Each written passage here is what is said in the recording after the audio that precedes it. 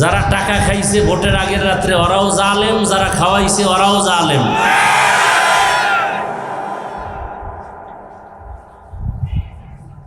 এখন যে কিছু তার ছেড়া আছে কইব যে হুজুরে আমারে চিনল কেমনে, যে আমি টাকা খাইছি আমারে ধরে ফেলাইল।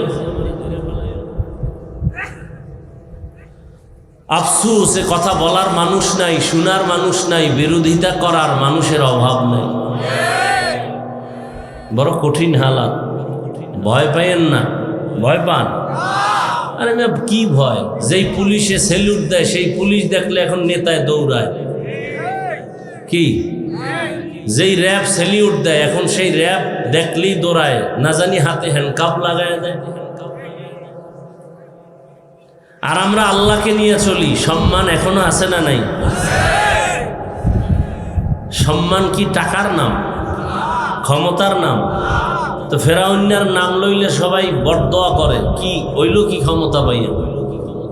নমরুদের নাম শুনলে ওর উপরে লানত, আবু জাহালের নাম শুনলে লানত, বর্তমান ট্রাম্প সাহেবের নাম শুনলে মানুষ খুশি। এই ক্ষমতায় লাভ কি?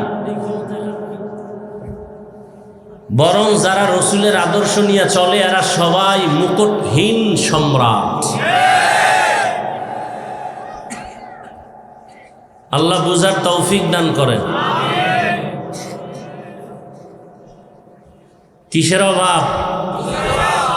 আমনের বুঝ কি? দাড়ি কাটলেই শান্তি। আমার বুঝ দাড়ি কাটলেই অশান্তি। আপনার বুঝ বেপরদার আড্ডায় গেলেই শান্তি, টাকা পাবো, বাড়ি পাবো, ক্ষমতার চেয়ার পাবো। আমাদের বুঝ কি? পর্দা করলেই শান্তি। এ কারণে আমাদেরকে যদি বলা হয় আপনাকে কোটি টাকা দিব, এমপি মন্ত্রীর চেয়ার দিব, শুধু দাড়িটা কামান, আমি বলবো না, আপনারা বলেন, এই লোভে দাড়ি কামায় ফেলবো? ক্ষমতার লোভে? ক্ষমতার চেয়ার 5 বছর, জোর কইরা থাকলে 17 বছর। কথা কন না কেন? কিন্তু আমগো চেয়ারের কোনো মেয়াদ আছে? কথা বলেন। এই যে চেয়ারে বসছি এর কোনো মেয়াদ আছে? বুঝেন, বুঝার দরকার। শুনেন না, বুঝেন। তো আপনারা জানেন মিথ্যা বলা কি? এই তো জানেন। গালি দেওয়া কি? বলেন তো জানেন। অন্যের হক নষ্ট করা, মা বাবারে কষ্ট দেওয়া হারাম, সবই তো জানেন। বুঝের অভাবে মানেন না। বুঝের অভাবে, এই বুঝের অভাবটা পূরণ করতে হলে সঠিক বুঝ যাদের আছে তাদের কাছে যেতে হবে। সঠিক ব্যাঠিক নির্ণয় হওয়ার জন্য, যেমন আমার এই চেয়ার বা ধরেন এই টেবিল বা আমার হাতের এই রুমাল, এটা কত হাত, চারপাশে লম্বা, এটা বুঝার জন্য কি লাগবে? একটা স্কেল লাগবে। কি লাগবে? স্কেল। এখন স্কেল যদি নির্ণয় করতে গিয়া রাবারের স্কেল লইয়া ফেলান, কি সঠিক বের হওয়া যাবে? এমন একটা স্কেল নিতে হবে যেটা বাড়েও না, মানুষের বিবেক এক থাকে না, বাড়ে কমে। বলেন। কিন্তু এই জমিনে সত্য আর সঠিক নির্ণয়ের জন্য একমাত্র স্কেল দিছেন আল্লাহ, যেটা বাড়বেও না, বাড়ানোর সুযোগ নাই, কমানোর সুযোগ নাই। সে স্কেলের নাম কুরআনুল কারীম। সে স্কেলের নাম কি? বাড়ানো যাবে, কমানো যাবে। আর কোরআন বুঝার জন্য লাগবে হাদিস। কোরআন বুঝার জন্য হাদিস। আর কোরআন হাদিস যারা পারেন না, বলেন তো কোরআন হাদিস পারনেওয়ালা লোক বেশি না না পারনেওয়ালা লোক বেশি? অতএব কোরআন হাদিস পারার জন্য যেতে হবে একমাত্র, শুধুমাত্র, কেবলমাত্র ওলামায়ে কেরাম বলবেন না, আহলে হক ওলামায়ে কেরাম। কারণ ওলামাদের মধ্যে একটা বাহিনী আছে এই জমিনে চূড়ান্ত খারাপ, চূড়ান্ত ভণ্ড। এরকম আলেম নাই? আছে কথা আমার। قال رسول الله صلى الله عليه وآله وسلم ألا إن خير الخير خيار العلماء وإن شر الشر شرار العلماء রহমতের নবী বলেন জমিনের মধ্যে সব থেকে ভালো হবে একদল উলামা, আবার সবার থেকে খারাপ হবে একদল উলামা। আচ্ছা, সাহাবায়ে কেরাম এরা মাওলানা ছিলেন? কি ছিলেন? মূর্খ? আন্দাজি বুঝুক আর না বুঝুক একটু উত্তর দিতে পারলেই হইল। সাহাবায়ে কেরাম হাদিস পড়তে জানতেন? কোনো খবর নেই। কোন জগতে আইলাম ওয়াজ করতে? সাহাবায়ে কেরাম কোরআন পড়তে জানতেন? হ্যাঁ, পারেন না, চুপ থাকবেন, আন্দাজি উল্টা পাল্টা জবাব দেন কেন? সাহাবায়ে কেরাম হাদিস পড়তে জানতেন? কথা বলেন, জানতেন না? সাহাবায়ে কেরাম যদি হাদিস না বুঝে, আপনার বাপে বুঝছে? হ্যাঁ, সাহাবারা বুঝে না, আপনি বুঝছেন? নবীর থেকে হাদিস কোরআন শিখছে কারা? তারপর কেন বলেন জানে না? তো সাহাবায়ে কেরাম মাওলানা ছিলেন না? মুহাদ্দিস ছিলেন না? মুফতি হইয়া ফতুয়া দেন নাই? কোরআনের তাফসির করেন নাই? তাদের এই বড় বড় সার্টিফিকেট ছিল? হ্যাঁ, কি বুঝলেন?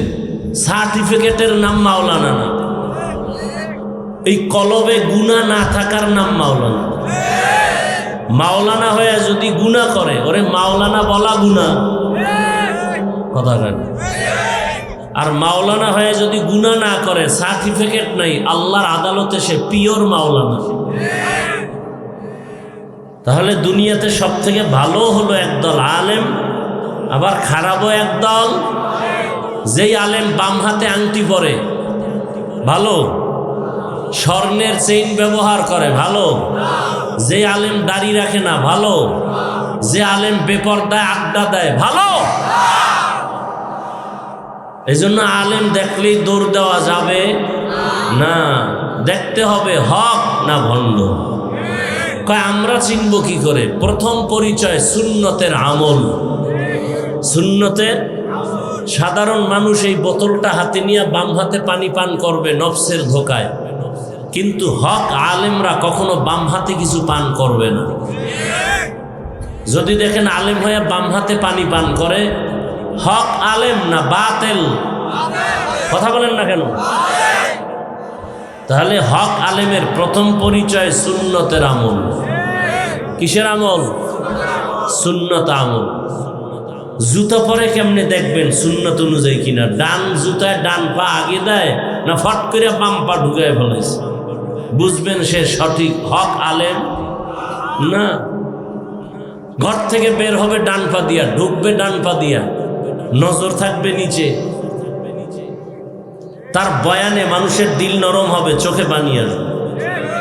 তার বয়ানের মধ্যে মানুষের দিল নরম হয়ে যাবে। আমলের বয়ান আসবে, সুন্নতের বয়ান আসবে। কথা বুঝাইতে পারছি?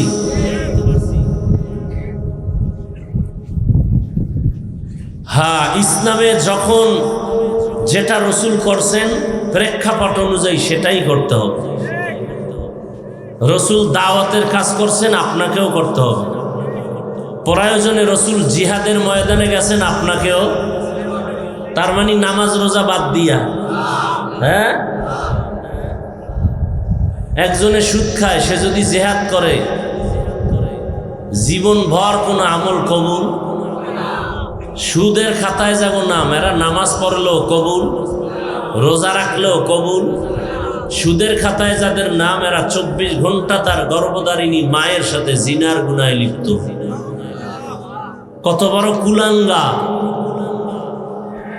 জীবন ভর যদি সুদের খাতায় নাম রেখে মোনাজাত দেয়, একটা মোনাজাতও কবুল হবে? বাইতুল্লাহ হজ করবে, কবুল হবে?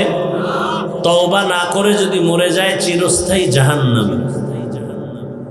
আরে যদি হয় মসজিদের সভাপতি, তো কেমন হবে? কয় শিয়ালের হাতে মুরগি দিলে যেমন হয়। শিয়ালের হাতে মুরগি আমানত দিলে কয়দিন পরে পাবেন? পাওয়া যাবে না। শিয়ালের হাতে মুরগি দিলে যেই দশা, সুদখোরের হাতে মাদ্রাসা মসজিদ আর ধর্মের চাবি দিলে সেই দশা।